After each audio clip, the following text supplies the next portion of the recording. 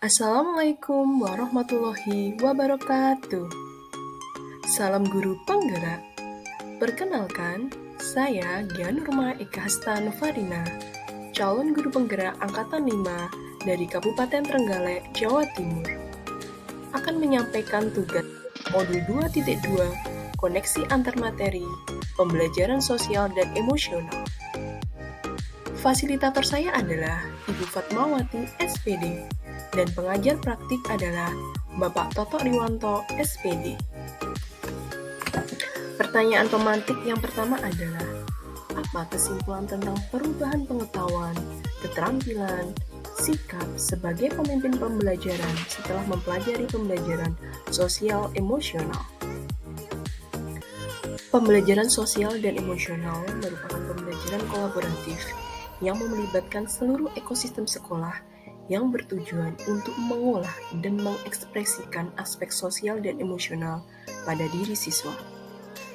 Di sekolah, pembelajaran sosial emosional akan berjalan optimal jika seorang pendidik memiliki kesadaran penuh atau mindfulness yang mencakup kesadaran diri atau self-awareness, pengelolaan diri atau self-management, kesadaran sosial atau social awareness, kemampuan berinteraksi sosial atau relationship skill, pengambilan keputusan bertanggung jawab atau responsible decision making.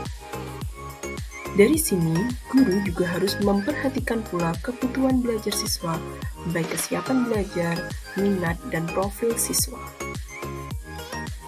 Kebutuhan dan lingkungan belajar yang menyenangkan, aman, dan nyaman harus diperhatikan oleh guru untuk memfasilitasi seluruh individu di sekolah, agar dapat meningkatkan kompetensi akademik maupun kesejahteraan psikologis atau well-being. Jika hal ini dikembangkan, maka pembelajaran berdiferensiasi yang direncanakan dapat berjalan dengan baik, yakni sesuai dengan kodratnya pada siswa dan kodrat zaman. Sedangkan pertanyaan pemantik yang kedua adalah, apa kaitan pembelajaran sosial dan emosional yang telah Anda pelajari dengan modul-modul sebelumnya?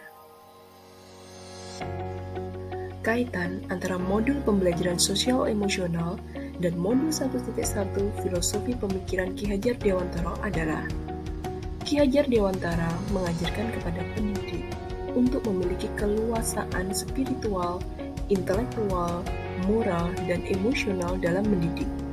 Dari hal ini, kita berusaha mengenali dan mengelola emosi dalam memimpin pembelajaran, serta membangun hubungan sosial pada keluarga sekolah. Sebagai pendidik, kita tidak hanya mengajarkan tentang akademik saja kepada siswa, namun juga membimbingnya untuk mampu menjadi pribadi sesuai dengan profil pelajar Pancasila. Yang kedua adalah koneksi antara pembelajaran sosial dan emosional dengan modul 1.2, nilai dan peran guru penggerak. Sebagai calon guru penggerak, saya mengharapkan mampu mewujudkan profil pelajar Pancasila dan menciptakan pula well-being pada diri siswa di sekolah. Dengan mengimplementasikan pembelajaran berpihak pada siswa, reflektif, mandiri, kolaboratif, dan inovatif, diperlukan untuk mengembangkan sumber daya yang telah ada. Pendidik juga perlu berkolaborasi dengan seluruh elemen di sekolah dalam pembelajaran sosial dan emosional, agar tercipta keseimbangan antara kompetensi akademik dan sosial emosional untuk mencapai tujuan yang positif. Sedangkan yang ketiga adalah hubungan antara pembelajaran sosial dan emosional dengan modul 1.3, visi guru penggerak. Komunitas sekolah harus memiliki visi yang utuh dalam mewujudkan perubahan yang positif. Pendidik perlu memberikan ruang yang luas pada siswa dalam menimba pengetahuan dan pengalaman yang sesuai dengan kodratnya. Pembelajaran sosial dan emosional untuk siswa juga bermanfaat untuk mendapatkan kecerdasan sosial dan emosional siswa, karena sangat penting dalam mengimplementasikan 6 dimensi profil pelajar Pancasila sebagai visi guru penggerak. Selanjutnya adalah hubungan antara pembelajaran sosial dan emosional dengan modul 1.4, budaya positif. Membangun budaya adalah proses yang membutuhkan usaha yang penuh niat.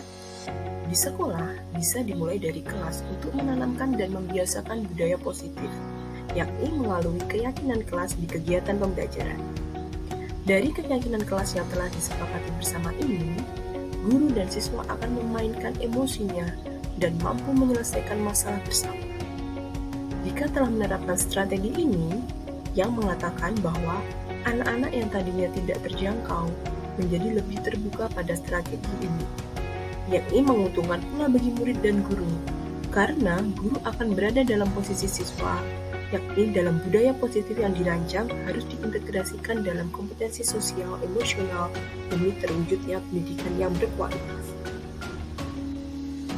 Pembelajaran sosial dan emosional juga berkaitan dengan modul 2.1, yaitu pembelajaran berdiferensiasi.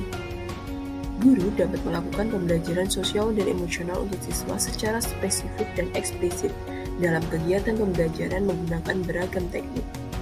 Dari hal ini, kemampuan guru dalam memahami kebutuhan belajar siswa dan karakternya dengan baik akan menjadi salah satu kunci keberhasilan implementasi pembelajaran berdiferensiasi. Sebelum mempelajari modul ini, saya berpikir bahwa pembelajaran sosial dan emosional hanya dilakukan ketika terdapat masalah saja pada siswa, sehingga guru hanya memberikan wawancara secara singkat dan masalah terselesaikan. Setelah mempelajari modul ini, ternyata saya juga memperoleh pengetahuan dalam prinsip dan langkah-langkah dalam praktik pembelajaran sosial dan emosional, sehingga saya memahami dan mengimplementasikan pembelajaran sosial dan emosional itu dengan bermacam teknik, agar siswa mampu berkontribusi secara penuh dalam pembelajaran berdiferensiasi. Guru juga akan mampu membantu aspek sosial dan emosional diri sendiri yang berperan sebagai guru kelas dan mendorong perkembangan positif dengan berbagai pihak komunitas sekolah.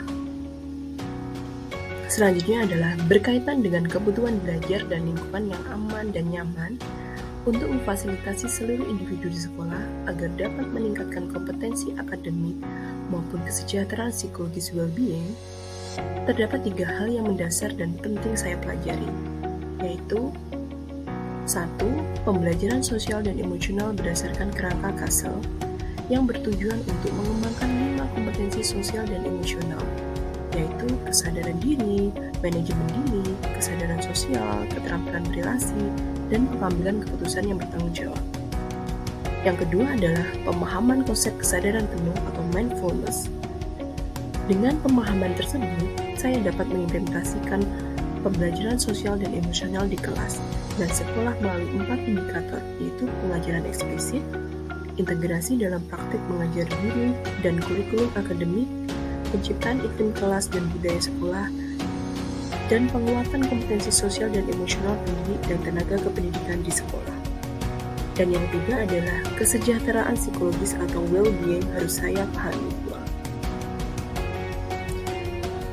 Perubahan yang saya terapkan di kelas dan di sekolah adalah yang pertama, bagi murid-murid, saya akan membimbing mereka untuk mengenali emosi diri, kesadaran diri, empati, dan rasa syukur menggunakan roda emosi toolkit dan mempraktikkan dalam kegiatan pembelajaran.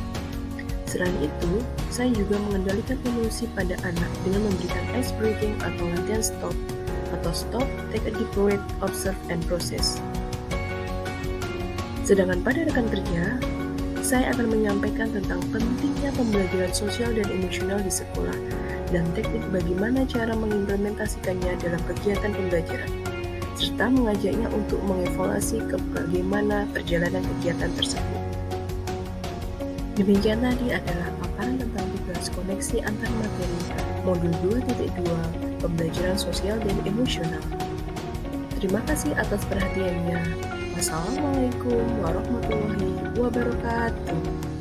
Salam guru penggerak, guru bergerak, Indonesia maju.